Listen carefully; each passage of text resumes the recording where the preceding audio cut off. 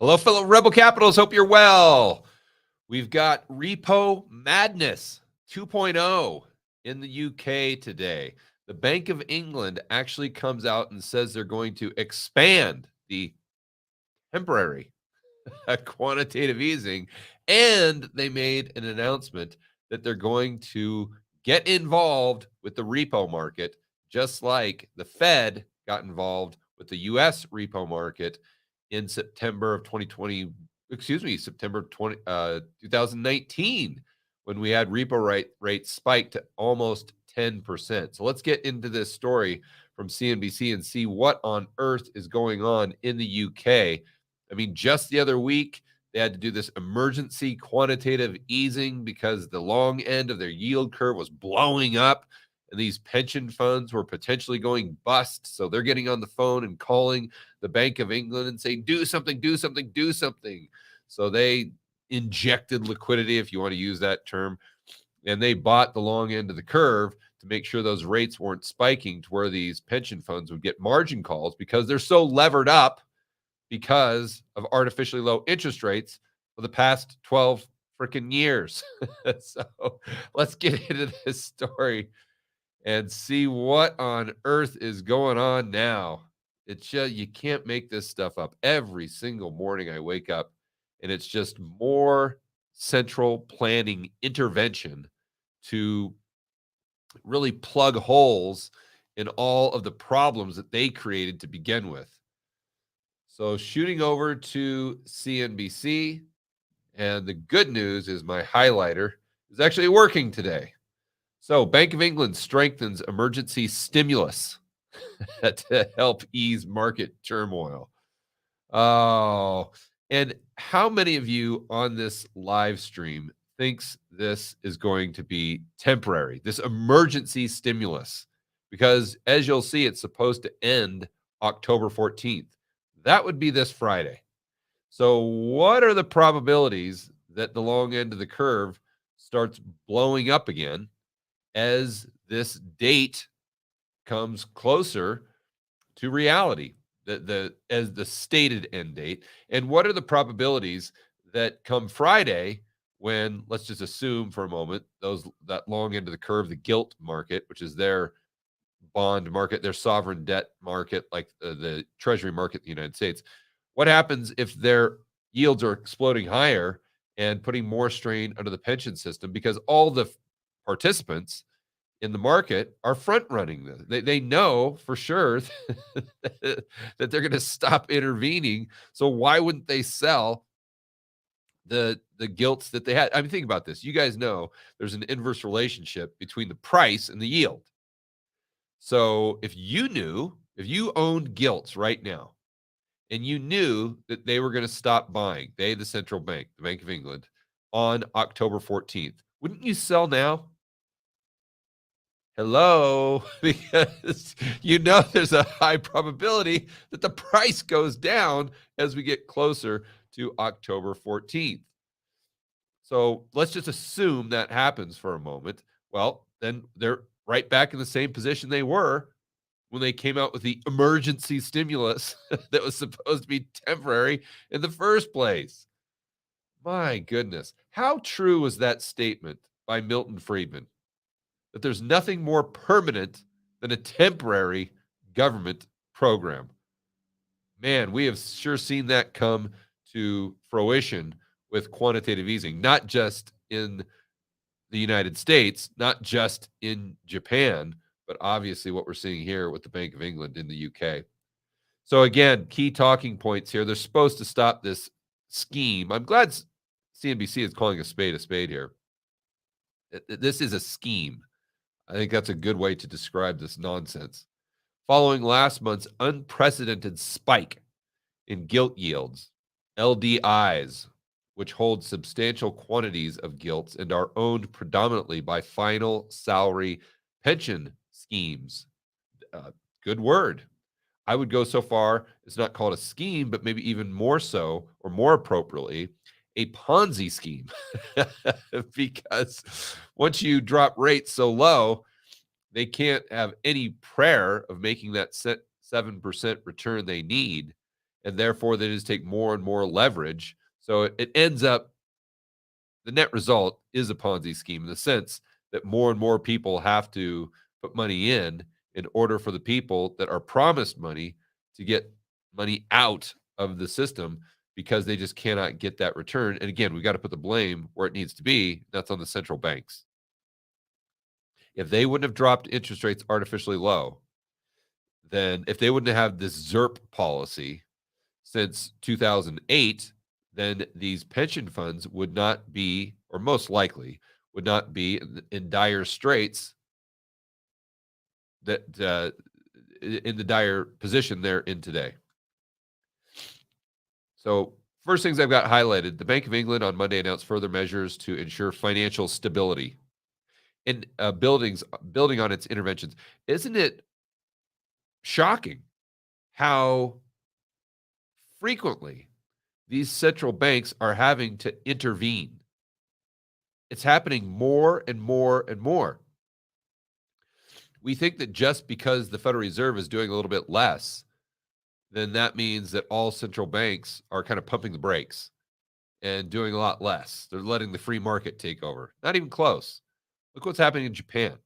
Look at what's happening in the Bank of England here. And then look at what's happening in the ECB with them potentially doing Operation Twist, where they're going to sell German bonds and buy Italian bonds. Let's not forget that. And then also, I think this increases the probability that the Fed intervene. We know the Fed's going to intervene at some point in the future. It's just a matter of when, not if. And it's just, it's just such a perfect analogy. This drug that once you give it to the real economy, you have to give them more and more and more and more, or the financial economy for that matter. Once you start to intervene, you have to do it more and more often. And as a result of the interventions themselves, it makes the system not just more fragile, but far less productive. And you just have this gradual just grind down that we saw in Japan.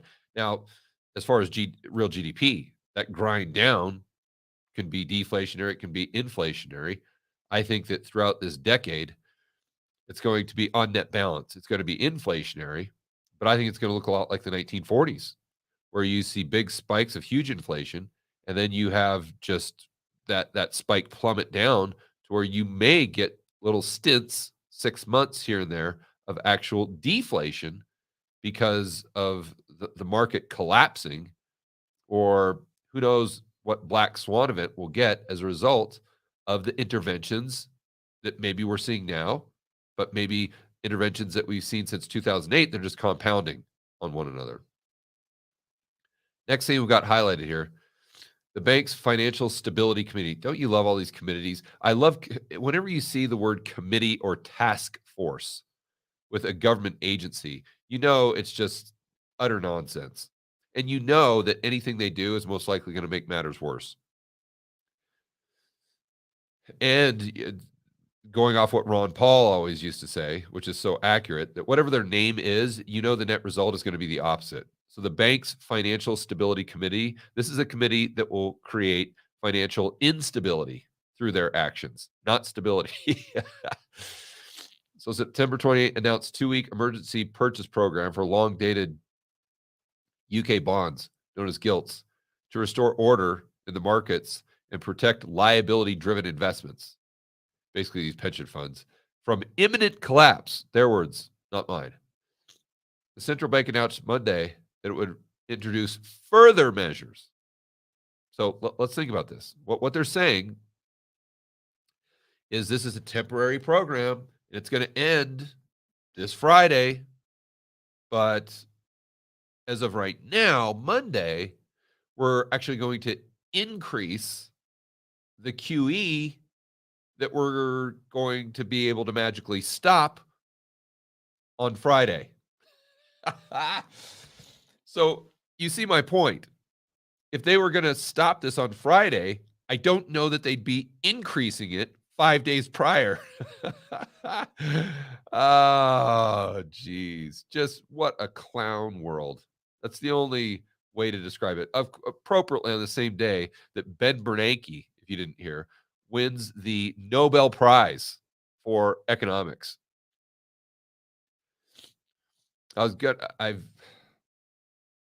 talking to a couple other people making a joke that Ben Bernanke most likely won the Nobel Prize for just nailing subprime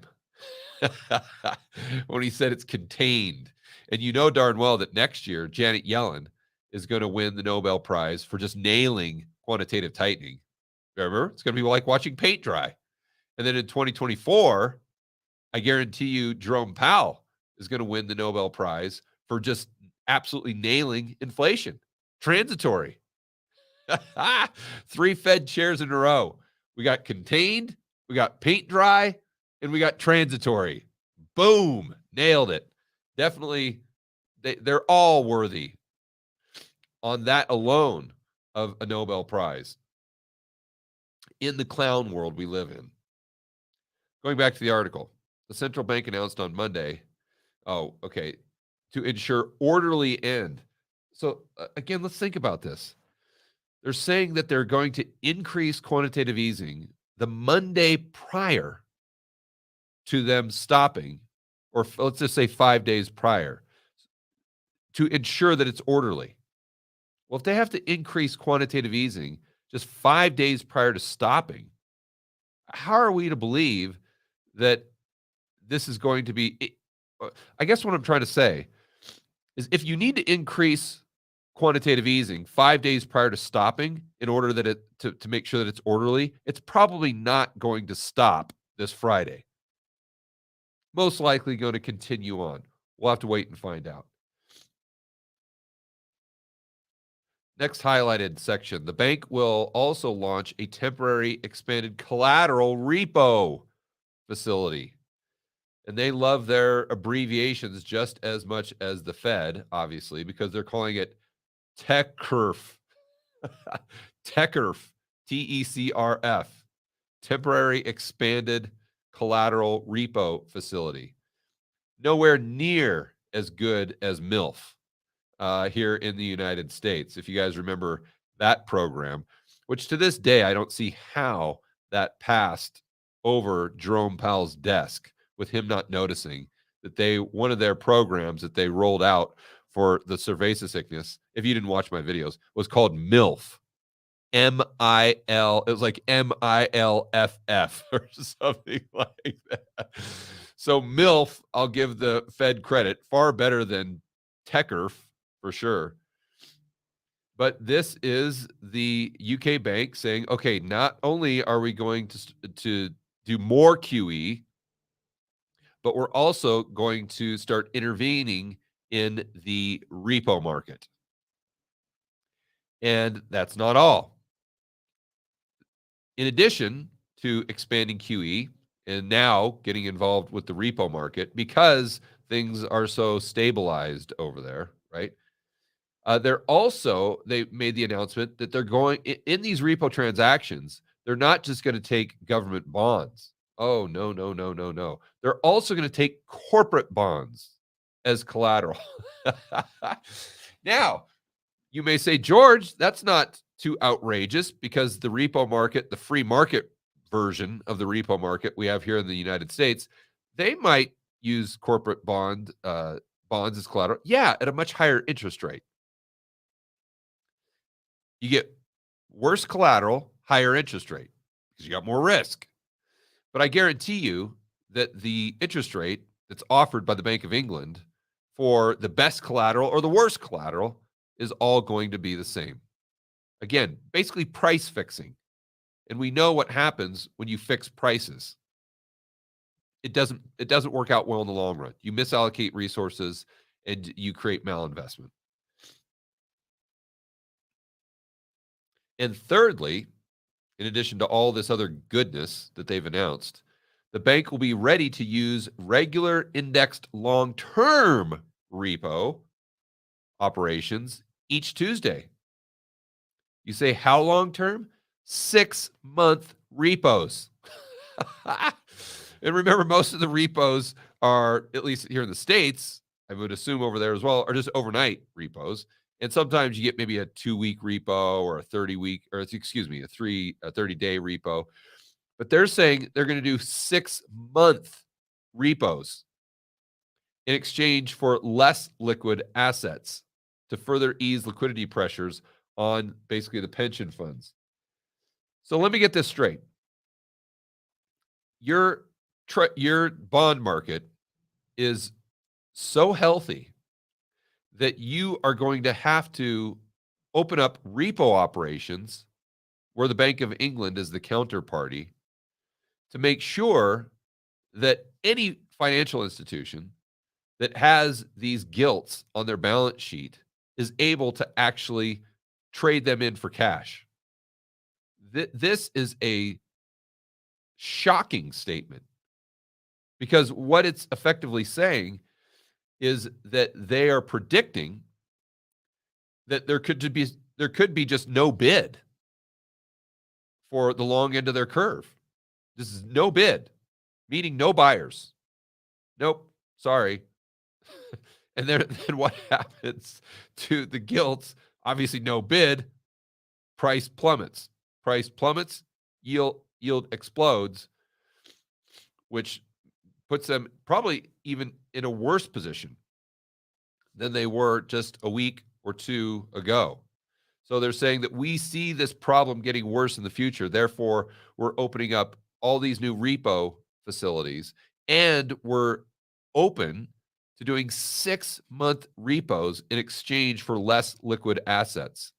I don't know what those less liquid assets may be, but I think what they're telling you is they're scared. Well, we'll keep it family friendly, but they're very scared that these less liquid assets are definitely going to be corporate bonds and potentially even the government bonds themselves. And at least they're admitting that this facility isn't temporary. They're saying this is permanent facility will provide additional liquidity to banks against SMF eligible collateral, including gilts, and so supporting their lending to the counterparties. This is just a complete bailout of the pension system. Complete bailout. That I don't care what they call it. I don't care how they want to spin it. That's exactly what's happening. And it's really a bailout of their entire financial system. Because if they let those gilts go higher, what's the next shoe to drop? You think it would be just pension funds? Absolutely not. You think pension funds aren't counterparties to other entities? Uh, cough, cough, Credit Suisse, right? So this is really a bailout of their entire system.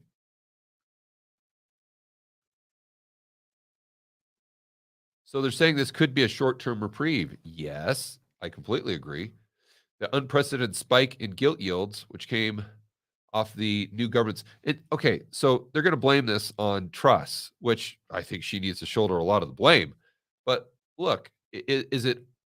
Think about how fragile their system is when the government can just come out and announce tax cuts, and and it's the card that completely crumbles or collapses this economic house of cards, right? If your economy and if your financial system was that robust, it shouldn't collapse just because a politician comes out and announces tax cuts, for heaven's sakes. I mean, my goodness. The heroin addict is on his last leg, ladies and gentlemen. This is what you're seeing right now in the UK. The bank revealed last week that these LDI funds were hours from collapse. Their words, not mine. The Bank of England will need, and now they're saying, but let's remember that this is going on at the long end of the curve, but there's still this massive inflation problem where their CPI is running at 9+%. So they're saying that the Bank of England will continue to raise rates at the front end of the curve while they're manipulating the long end of the curve to prevent what is basically would be their version of the GFC. And can you think of any more backwards policy when you're trying to lower rates at the long end and you're trying to raise rates simultaneously at the front end while doing quantitative easing? I mean, it's like it's not just mental gymnastics thinking. It's like mental gymnastics. It's like monetary policy gymnastics. That's what this is. I need to write that down and tweet that out.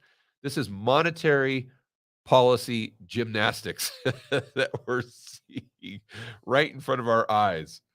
Or it's pretzel. It's pretzel monetary policy. So this guy, his name is Parker. He suggests that the UK regulators underestimated the leverage in these LDI funds, which leaves them exposed to collateral obligations and margin calls when yields rise so suddenly. Yeah. Does that come to any surprise? Would that surprise any of you on this live stream right now?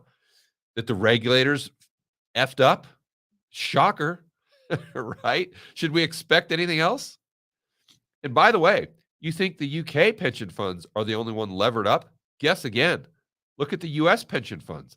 Not only are they levered up, but they're levered up not just on government bonds, but on private equity, for heaven's sakes. What happens when that blows up?